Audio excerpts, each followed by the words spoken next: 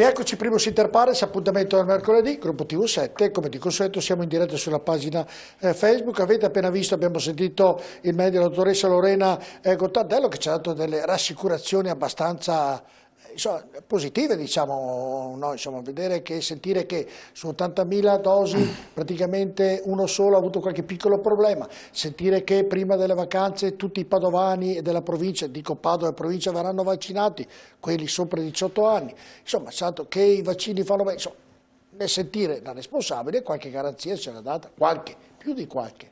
Direi di sì, dalle previsioni di tutti abbiamo un mese in cui i vaccini saranno un numero ristretto, invece poi dovrebbe essercene un numero tale da... Quindi l'importante è che ci sia un'organizzazione di fondo che permetta a tutti di farsi il vaccino. Lei si fa il vaccino, vero Gottardo? Assolutamente sì. No, perché ce ne sono anche quelli contrari al vaccino, ovviamente. E a differenza del Presidente della Repubblica, che io rispetto, Mattarella, io sono uno di quelli che spinge per andarmelo a fare. Non è che sto lì a aspettare, ogni tanto chiamo il mio medico e dire allora quando toccherà anche a me? Si può mica sollecitare. Ma il medico le avrà detto che lei sta bene, quindi... Ma meglio essere prudenti. No, perché le ha detto, perché il medico le ha detto di aspettare? Cioè perché io non sono ancora entrato nella categoria dico, insomma, però acceleriamo, perché la verità sapete qual è? Che tutti i paesi, l'Europa messa assieme, ciascun membro dell'Europa deve entrare nella logica che i vaccini dobbiamo farceli. Beh, il dottor Avruscio avrà fatto tutte e due le dosi, giusto? Sì. Si vede, lui sta bene, sorridente, noi stiamo soffrendo. Dobbiamo farceli noi tutti i paesi. E seconda cosa che deve fare l'Europa, sapete qual è? Prendere le competenze anche sulla medicina, perché l'Europa, a cui diamo una serie di rimproveri per il ritardo, per le mancanze, ma la verità è che l'Europa non ha nessuna competenza sulla salute, perché gli Stati nazionali non hanno dato all'Europa nessuna delega. Certo. E gli Stati nazionali devono mettersi in testa che con il rischio pandemico che si ripeterà ancora, anche una volta sconfitto questo coronavirus, l'Europa non può non avere anche competenze. Togliamo i brevetti intanto. Sì, prima di, lasciamo la parte sanitaria, prima di, nell'attesa di aver collegato il segretario del CGIA di Mestre dove parleremo di economia, faccio una domanda politica a tutti voi, che l'ho fatta nella prima parte della trasmissione anche al Presidente Zaia. Allora vi racconto un po' come una favola. C'è il governo Conte non andava bene, per ovvi motivi il governo Conte ovviamente viene cacciato via. Usiamo una frase dove viene compresa a tutti.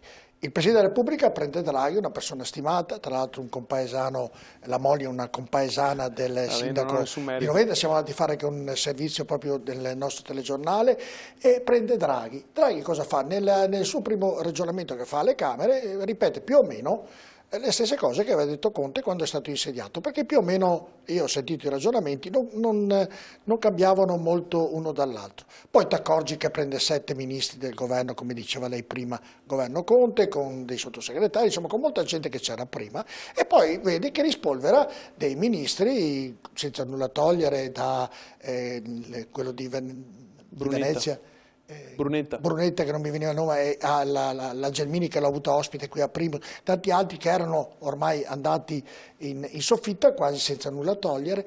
E la domanda mi dico, perché prima non si sono messi d'accordo di risolvere il problema tutti i partiti, invece di fare quel cancan in modo tale, come diceva lei, Settimo Gottardo, che abbreviavamo i tempi per curare questa pandemia e questo progetto sotto un profilo economico più che progetto? Cioè, perché non si sono messi d'accordo prima? Ci è voluto proprio Draghi per dire, beh, tu della destra ti metti insieme a quello della sinistra, quello del centro, quello di qua, quello di là, per risolvere un problema che sicuramente stava colpendo la nostra nazione.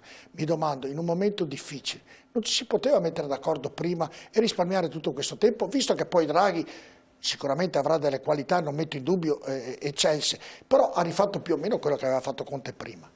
Sì, questa è una domanda, mi pare, ben messa, ben posta, ma c'è anche la risposta molto... Sì, perché i partiti sono in fallimento. La verità è che i partiti sono in fallimento. Draghi non sarebbe venuto avanti se non avessimo come società constatato il fallimento della classe politica. Ciò che è stata commissariata è la classe politica. Vi dice nulla che il Partito Democratico è a piedi, che il partito, il primo partito, che l'altro partito principale italiano, il 5 Stelle, è più o meno decapitato anche quello. Cioè, non le voglio tornare, ma ha dato una risposta esauriente, che non l'avevo pensato. Hanno risposto, dal mio modesto punto di vista, esauriente. È d'accordo Bisato? In parte sono d'accordo, questo non è il governo di Draghi, è il governo di Mattarella, è il governo di unità nazionale, il Presidente dice ma non siete riusciti non hanno fatto prima? Ma perché prima, come dire, c'era una certa maggioranza, si è tentato di capire se quella maggioranza poteva ancora andare da sola a governare il Paese, non ci sono state le condizioni, sappiamo quello. Sono venuto anch'io in una trasmissione in cui si discuteva se trovavano o non trovavano in Parlamento la quarta gamba. Siccome ogni governo deve avere una maggioranza per poter andare avanti, a un certo punto il Presidente della Repubblica ha detto sostanzialmente due cose quella sera, con un tono e un entrare nella scena decisivo, senza dire oltre il dovuto. Non c'è il tempo, adesso non si potrebbe andare a votare, perché vorrebbe dire aumentare la pandemia e bisogna mettersi d'accordo. Domanda a tutti. Secondo voi, se non riuscirà questo piano vaccinale e tant'altro, perderà credibilità Draghi? Sì, ma riuscirà, quindi da questo punto di vista... Ci riuscirà. L'eternità non c'è, tantomeno in politica e governo, quindi anche Draghi si logorerà. Dai, siamo seri. Draghi si logorerà, Draghi ha un termine preciso, che sono le elezioni del nuovo Presidente della Repubblica. Fino ad allora verrà tenuto sotto tenda d'ossigene. I ruffiani dei giornaloni e delle grandi televisioni leccheranno i piedi fino a quei periodi lì, e quindi lui dentro una tenda d'ossigeno fino alla nomina del nuovo Presidente della Repubblica. E dopo è finita la missione, che può finire, guardate, in due modi. O lo fanno lui, Presidente della Repubblica, cosa possibile, e in quel caso allora scatta il lodo napolitano. Non se ne parla mai, ma i giornaloni sanno che all'epoca, scusami vi dico, faccio il lodo napolitano, certo. Non se ne parla mai, ma chi è dentro il settore lo sa. Quando c'era Napolitano e c'era un altro santo che doveva salvare tutti, che si chiamava Monti doveva fare il Presidente della Repubblica, questo è l'accordo con Napolitano. Poi si è fatto prendere dalla testa, per quello Napolitano l'aveva fatto anche senatore alla vita, subito. Dice non ti preoccupare, ti copro io, ti faccio senatore a vita. E poi te facciamo Presidente della Repubblica, hai una maggioranza larghissima, tutti votavano Monti all'epoca, eccetto che era Lega. Lui si è messo in testa quei Lombard e parte della Confindustria di farsi un partito ed è fallito, e hanno dovuto dare una delega per altri 18 mesi a Napolitano, con firma delle dimissioni anticipate di 18 mesi. E nel caso Monti fosse, vi dico, mi vado su questo perché ripeteranno con Draghi, questo sistema qua, nel caso che Monti fosse riuscito a fare come era stato deciso nei club ristretti, il Presidente della Repubblica, il governo per altri 6 mesi lo teneva Napolitano, che tornava indietro, e faceva il capo del governo per tutti. Questo schema, io sfido chi è il vertice dello Stato a negarmi che sia vero quello che adesso vi dico. Vale anche adesso. Qualora Draghi andasse al governo, per 6 mesi, 8 mesi, finché tranquillizzare un governo ancora di unità nazionale in una situazione difficilissima sanitaria, più difficile ancora economica, basta. Anche se non vanno... E ripetono il lodo. Siamo un paese in una difficoltà politica enorme, ed è la difficoltà politica che amplifica la difficoltà sanitaria. Per quello vi dicevo io, nonostante l'unanimismo ipocrita che c'è attorno a Draghi, le cose gravi non vengono fatte. Per esempio il ritardo imperdonabile nell'accelerare, altro che dare soldi a tutti quanti, soldi, elemosine, tra l'altro, e fare i vaccini dovevamo, per 14 mesi non l'abbiamo fatto, ma scusatemi, la cura subito agli asintomatici immediatamente, non che vanno a ricoverare in ospedale quando quello arriva in fin di vita. Ci sono delle responsabilità politiche enormi che non vengono coperte dal talk show dei vari virologi, amici degli amici. Allora, saluto nel frattempo Renato Mason, segretario del CGIA di Mestre. Grazie di essere con noi, Mason. Arrivo subito da lei. Draghi può perdere credibilità se le cose vanno bene.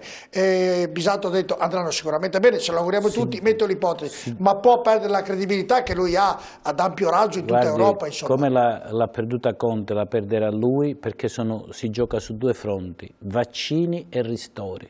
Se non arrivano i vaccini e non arrivano i ristori... Perde credibilità anche lui e quindi non farà più Presidente della Repubblica. Secondo lei, Patrizio Bertin? Guarda, quello che diceva Gottardo... Ma visto Gottardo come si inferma? No, ma ha fatto un'analisi perfetta. Ha fatto un'analisi perfetta che non si può dire che non ha centrato sia l'evoluzione politica e sia anche quello che riguarda appunto la pandemia. In questo momento Draghi ha dimostrato di essere la persona, il santo che salva il mondo. Lo vediamo, la borsa, lo spread, tutto quello che insomma hanno dato soddisfazione al suo intervento come primo ministro. Dopo riuscirà a portare questo paese fuori da questa pandemia? Dipende sempre dai ristori, se arrivano i ristori, perché l'economia ormai è in ginocchio e quindi è importantissimo perché noi abbiamo perso tutta la liquidità e la credibilità come Paese, dal punto di vista proprio di aiuto al Paese, e quindi è una situazione molto complicata e molto difficile. Io delle volte vi interrompo perché io capisco nell'enfasi anche il ragionamento di Gottardo e prima di Bisato è sicuramente ad ampio raggio, è bello ascoltarvi, però ci sono anche i tempi televisivi, quindi vi chiedo scusa già se sono maleducato nell'interrompervi. Renato Mason, mi dà un po' di numeri del Veneto, che adesso parliamo sotto un profilo economico, come vanno le nostre aziende, dove vanno bene, dove vanno male, se c'è una ripresa, se non c'è una ripresa. Adesso lei ha lo spazio rapido per raccontarmi tutto. Allora, ci sono segnali di un cauto ottimismo. Il manifatturiero sta riprendendo e quindi manifatturiero vuol dire export. Export vuol dire uno dei due pilastri del nostro Veneto. Il manifatturiero Veneto ci sono segnali positivi.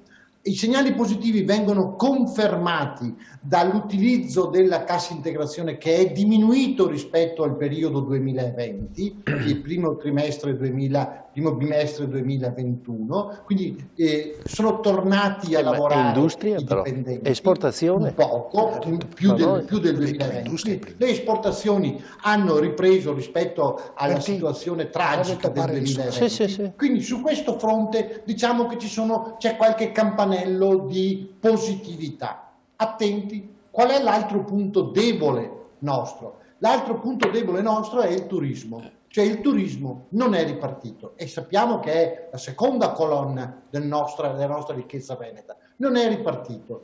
Quando ripartirà? Le condizioni mi pare che a oggi, ragionevolmente fino a maggio, non ci siano le condizioni per parlare di una ripresa del turismo nel Veneto.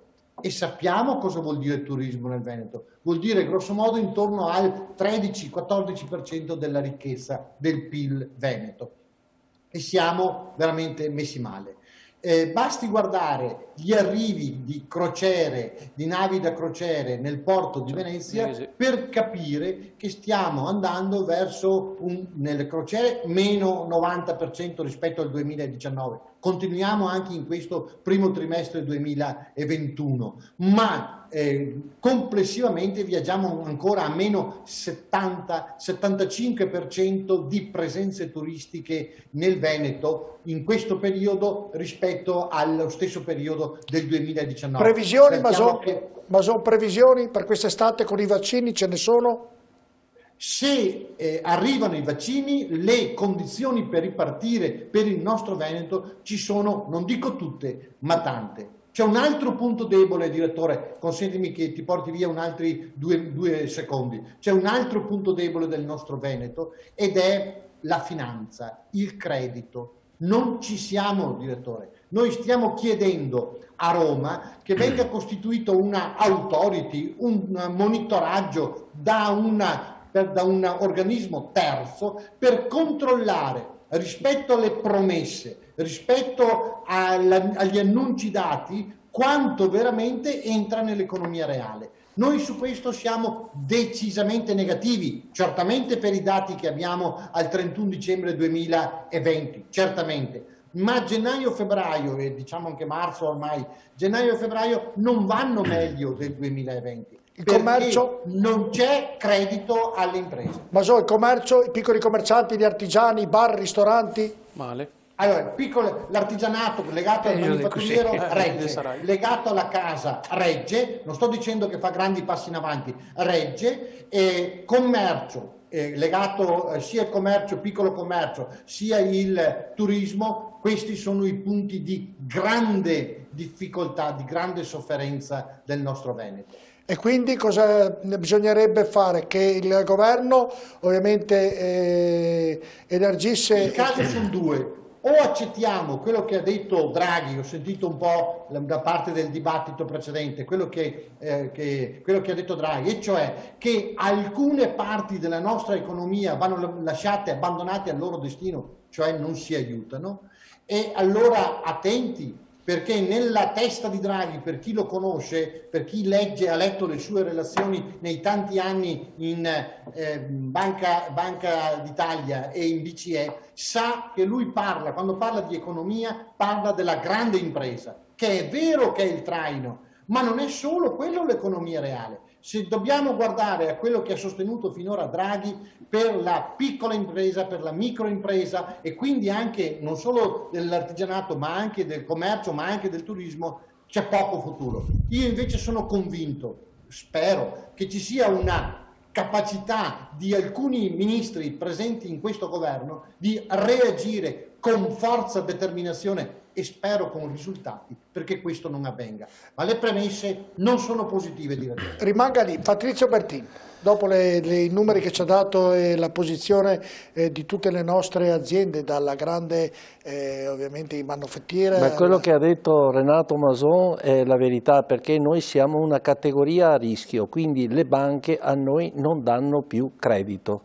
Perché? Perché per mille motivi che conosciamo, insomma, no? Ormai ci siamo indebitati come imprese in una maniera anche molto, prima quei 25.000 euro che ha dato lo Stato, poi perché magari c'era qualche mutuo o qualche leasing e quindi per uscire io spero che chiaramente quello che diceva giustamente Renato Mason, che si intervenga perché le piccole e medie imprese, che sono la spina dorsale del nostro Veneto, che sono quelle che hanno fatto grande il nostro Veneto, non vengano solo penalizzate e dimenticate. Non siamo cose da rottamare, perché la grande industria sì, per carità, però non si vive solo di grande industria, si vive anche delle piccole e medie imprese, e quindi io spero che qualcuno faccia pressione attraverso il governo perché venga dato liquidità alle imprese. Se vogliamo ripartire serve liquidità. Nel ragionamento poi vorrei che anche sia Bisato e sia anche Gottardo con Mason e anche D'Auso.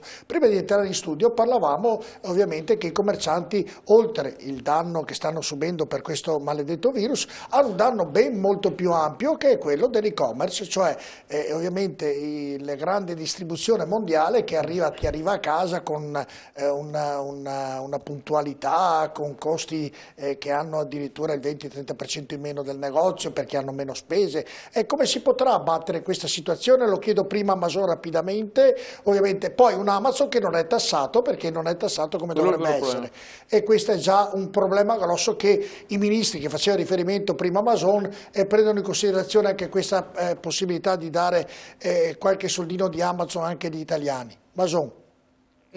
Guarda direttore, pensare di tornare alla situazione pre-Covid sì che simpliciter nessuno lo pensa, ma neanche gli operatori del commercio, dell'artigianato, del turismo, non si torna più come prima. Ma dal dire non si torna più come prima, al dire dobbiamo chiudere, acqua sotto i ponti ne deve passare, no ne può, ne deve passare. Hai già individuato due schemi nuovi che devono essere messi in campo. Primo, la leva fiscale, e cioè la possibilità di tassare l'e-commerce, di tassare questi grandi operatori commerciali. Due, la volontà da parte del governo di sostenere la piccola impresa. Ricordiamoci che non è solo per beneficenza che si sostiene la piccola impresa. Vuol dire, se si sostiene la piccola impresa, vuol dire qualità della vita, qualità del prodotto e qualità delle nostre comunità. Gottardo, poi Bisanto, e poi anche Abruzzo, e poi tutti voi, insomma.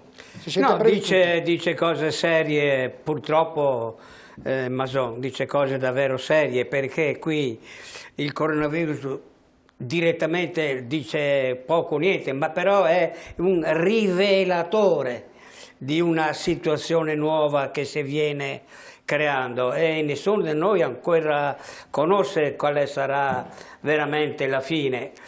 Si dice, il governo Draghi dice qui economia verde, macchine elettriche, ma guardate che molte delle imprese, la filiera veneta delle imprese metalmeccaniche è legata alla filiera dell'auto tedesca, l'auto tedesca che è quella a motore, a scoppio. Bene, andiamo tutti nel giro di meno di 10 anni al motore elettrico. Il motore elettrico è composto di 80 pezzi. Il motore elettrico. Il motore a scoppio, quello che abbiamo adesso, quello a gasolio, quello a benzina, 800 pezzi. Quante aziende dovranno riconvertirsi per passare da 800 pezzi a 80 pezzi? E non li ferma nessuno, neanche Draghi. Qual è il processo? Come finirà questo processo di cambiamento reale? Questo io ritorno sempre perché io credo nella scienza e anche nella politica. E sono temi che devono porsi la politica, questo, il nuovo lavoro, l'ammodernamento del lavoro, ma anche il nuovo lavoro. E anche, per esempio, credito, sì, ma la finanza. Siamo una grande regione, noi nel Veneto, dove la finanza non c'è.